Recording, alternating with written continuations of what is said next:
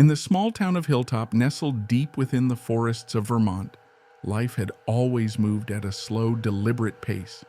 Everyone knew each other by name, and it was rare for anyone to lock their doors at night.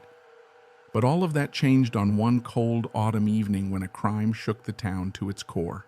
Caroline Lockwood was one of those women everyone knew and respected. At 35, she was a successful real estate agent with a reputation for being kind-hearted and reliable. Her house on the outskirts of town and surrounded by dense woods was always welcoming, with lights glowing in the windows and a well-kept garden.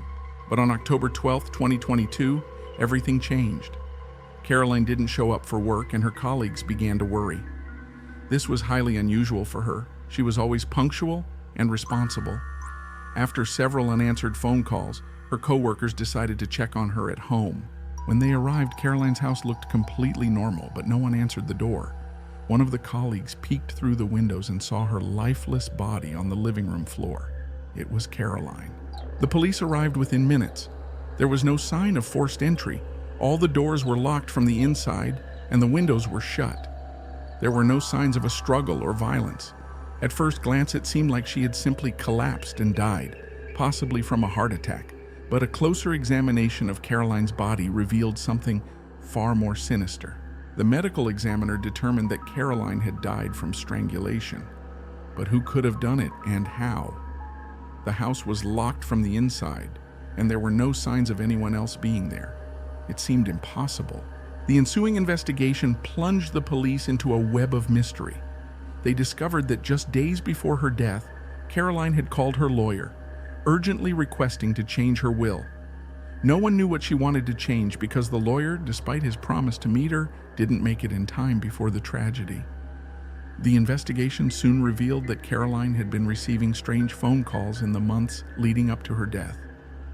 The number was anonymous, and every time she received a call, she seemed anxious. Her friends recalled that in the last few weeks, she had become more reclusive, avoiding social gatherings and appearing to be afraid of something or someone. But the key piece of evidence was found on her phone. There were text messages from an unknown number containing threats. "You know what you did," read one of them. "You'll pay for this," said another. The police focused their efforts on identifying the person behind these messages. Suspicion fell on her ex-husband, from whom she had divorced a year earlier. Their separation had not been amicable, and many knew that he still harbored resentment toward Caroline. However, he had a solid alibi for the night of her death. The investigation stalled. Weeks passed, but the police made no progress. The town was gripped with fear, knowing that the killer was still out there. But then, Detective John Harper, who was leading the case, noticed a seemingly insignificant detail. Caroline was known for being meticulous, yet on the day of her death, the kitchen table was left untidy. Only one knife lay out, a knife she rarely used. This struck Harper as odd, and he began to dig deeper into this small detail. He discovered that Caroline was an avid fan of detective novels.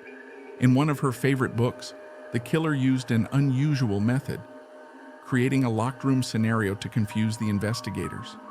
Harper began to suspect that the same technique had been employed here. The detective revisited the house, and then he noticed something, a concealed latch on one of the doors that allowed it to be locked from the inside while exiting through a window that automatically latched when closed from the outside. On the evening of her death, Caroline had met with someone in her home, and this person might have known about this hidden feature. New information soon came to light. Caroline had a client, a wealthy businessman she was helping to purchase a house in Hilltop. He was known for his ties to the criminal underworld. On the day of her death, he had been seen near her house. However, he too had an alibi. Harper knew he needed just one more piece of evidence to tie everything together.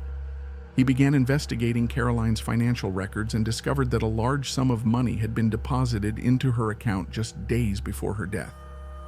The money had come from an offshore account whose owner was impossible to trace. But using his contacts, Harper managed to identify someone connected to this account. It was the businessman. It turned out that Caroline had learned too much about his illegal dealings and decided to blackmail him. She hadn't realized who she was dealing with. When he realized that she was threatening his business, he decided to act. He came to her house, used the hidden latch, killed her, and left the house without leaving any trace. The businessman was arrested, but the truth had only come to light with great difficulty. Caroline Lockwood became a victim not only of her own bravery, but also of her overconfidence in her invincibility. The town of Hilltop was forever changed by this tragedy. People no longer left their doors unlocked, and Detective Harper couldn't shake the memory of the case for a long time. The story of Caroline Lockwood became one of those cases that linger in memory, reminding us of how fragile life can be and how easily it can be taken away by someone's cruel intent.